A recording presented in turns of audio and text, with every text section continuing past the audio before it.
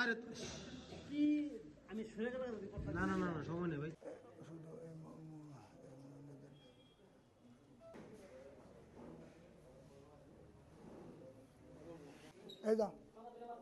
সন্ধ্যাদি মাঝখানে আপনারা দেওয়ার জন্য আজকের মূল প্রোগ্রাম। অ্যাকচুয়ালি আমরা যারা এসপিকেএমে চাকরি করি আমরা কিন্তু সরকারি নিয়ম নীতি মেনে চাকরি করছি।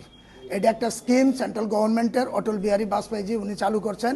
কিন্তু দেখা গেল যে আমাদেরকে ডাইরেক্টরেট লেভেলে আমাদেরকে ইন্টারভিউ কল করেছে, কলিং লেটার দিয়েছে, অফার দিয়েছে, আমাদেরকে জয়নিং লেটার দিয়েছে।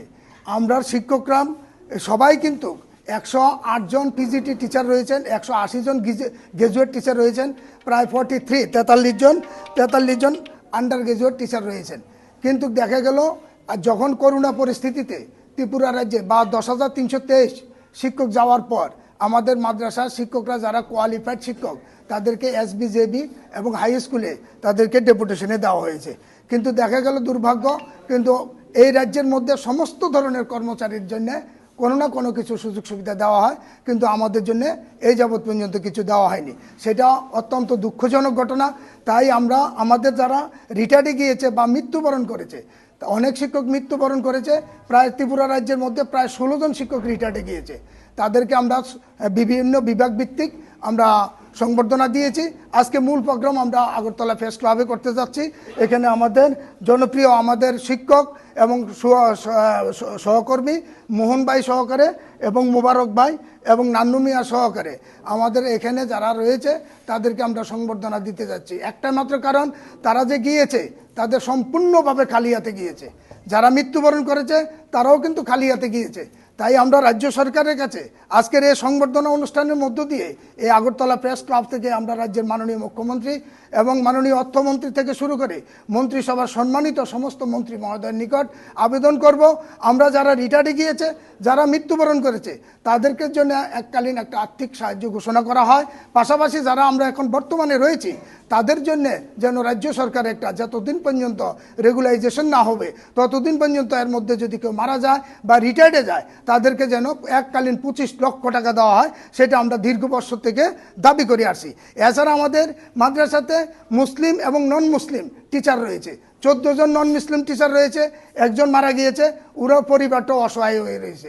এর মধ্যে আপনারা দেখেন এখানে সন্ধ্যারানী দে, মিথুন দেবনাথ, জগন্নাথ দত্ত, অপু দত্ত থেকে শুরু করে আমাদের অনেক শিক্ষক তারা রয়েছে মাদ্রাসাতে, কিন্তু তারা শিক্ষকতা করছে। কিন্তু দেখা গেল আমাদের জন্য কোনো কিছুই করা হয়নি। এবং কি শিক্ষক দিবসের সময় আমাদের মাদ্রাসার শিক্ষকদেরকেও এই রবীন্দ্র ভবনে 1 নম্বর কনফারেন্স হলেও তাদেরকেও সংবর্ধনা দেওয়া হয়। আমার প্রশ্ন হলো, যদি আমরা শিক্ষকই না হই তাহলে আমাদেরকে কেন সংবর্ধনা দেওয়া হয়? এ যেমন আগামী 9 তারিখ সারা ত্রিপুরা রাজ্যে সমস্ত স্কুলে পরীক্ষা চলছে, একই রুটিন, আমাদের সাথেও একই রুটিন। এসবিজেবি, গ্র্যান্টিনেট, বিদ্যাজ্যোতি এবং এসপিকেএম সহকারে একটা রুটিনের মধ্যে আমরা কিন্তু দিচ্ছি। কিন্তু আমরা রাজ্যের আজকের এই আপনাদের মাধ্যমে আমাদের এই যারা অবসরে এসেছে দাবিটা আমরা রাখছি মাননীয় মুখ্যমন্ত্রী। আমরা জানি উনি সজ্জন ব্যক্তিত্ব, উনি আগামী অর্থ বছর, যখন এই অর্থ বছর চলছে, আগামী কিছুদিনের মধ্যে বাজেট অধিবেশন, এই অধিবেশনে বা 8ম পে কমিশন, কিন্তু এর আগেও রাজ্য সরকার অনেক কিছু দিয়েছে অনেক কর্মচারীদের, আমরা রাজ্য সরকারকে সাধুবাদ জানাচ্ছি। কিন্তু এই যাবৎ পর্যন্ত আমাদের জন্য কিছুই দেওয়া হয়নি। সর্বশিক্ষাকণ, রামসাকণ এগুলিও স্কিমের চাকরি, কিন্তু আমরা এসপিকেও একটা স্কিমের চাকরি, অথচ আমাদেরকে ইন্টারভিউ কল করেছে ডাইরেক্টর সাহেব, এরপরে আমাদেরকে কলিং লেটার দিয়েছে, অফার দিয়েছে, জয়নিং লেটার দিয়েছে, কিন্তু আমরা সম্পূর্ণ কিছু থাকার পর হাই কোয়ালিফাইড 108 জন পিজিটি টিচার রয়েছে, 180 জন গ্রাজুয়েট টিচার রয়েছে, 43 আন্ডার গ্রাজুয়েট টিচার রয়েছে। কিন্তু দেখা গেল আমরা সবাই কিন্তু চাকরির শেষে আমরা হাত খালি অবস্থায় যাচ্ছি। তাই আজকে দিনে আমরা এইটুকু রাজ্য সরকারের কাছে আবেদন করব, আমাদের শিক্ষকরা যারা গিয়েছে তাদেরকে যেন একটা আর্থিক ঘোষণা করা হয়। এই বয়সে আমরা এখন সংসারের একটা বোঝা হয়ে গিয়েছি, কারণ আমাদের ছেলেমেয়ের কাছে বা আমাদের মা বাবার কাছে, আমাদের স্ত্রী বাচ্চাদের কাছে আমরা একটা বোঝা, কারণ আমরা শেষ বয়সে এখন আমরা বাচ্চাদের কাছে একটা প্রশ্নচিহ্ন হয়ে দাঁড়িয়েছি।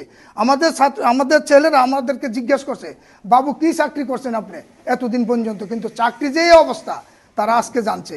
আমার ছেলে যখন স্কুলে ভর্তি করাতে হয়, ভর্তি ফর্মের মধ্যে বাবা কী করে, বাবা চাকরি করে, একটা টিচার, কিন্তু লেখা আছে, কিন্তু আমাদের এই টিচারের কোনো মূল্য নেই। তাই আজকের দিনে আমাদের এই সারা ত্রিপুরা রাজ্যে